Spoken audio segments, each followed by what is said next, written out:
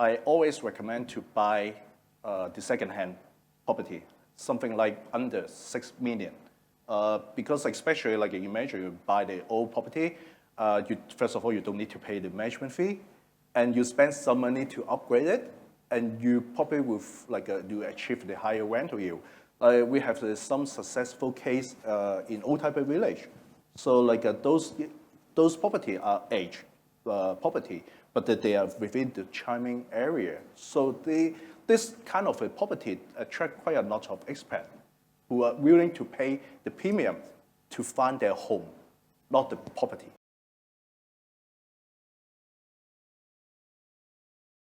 Basically, for the residential units, it's been like the most important part or the worst part was like March and April. I would say March. During that period of time, majority of our landlords, they're willing to lower maybe 20% or even 30%. And some of the landlords, they even like offered like as long as, for example, some of the shops owner nearby the tourist area or the gaming facility areas, they are willing to offer like 50% until the casino reopen. Because they know that, okay, the casino business is related to the nearby, the merchants business. So I would say the shop rental fees in those gaming areas compared to last year, maybe about 20-25% drop.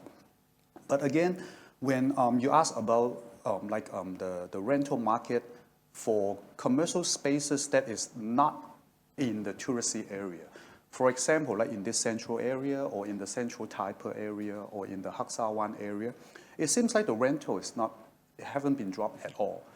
Because of the business owner, during the pandemic, we can see like a lot of different type of business. Actually, they're doing better than before. As long as we are talking about online and offline. So if you're doing well online, we do see a lot of like small business owner, for example, like maybe food and beverages and food supplier or service suppliers. And then I don't know if you all see we see a lot of like fitness center that is like starting up in Macau. Not only fitness or maybe physical related business. So those actually they're expanding. So we do see like different markets have different rent changes.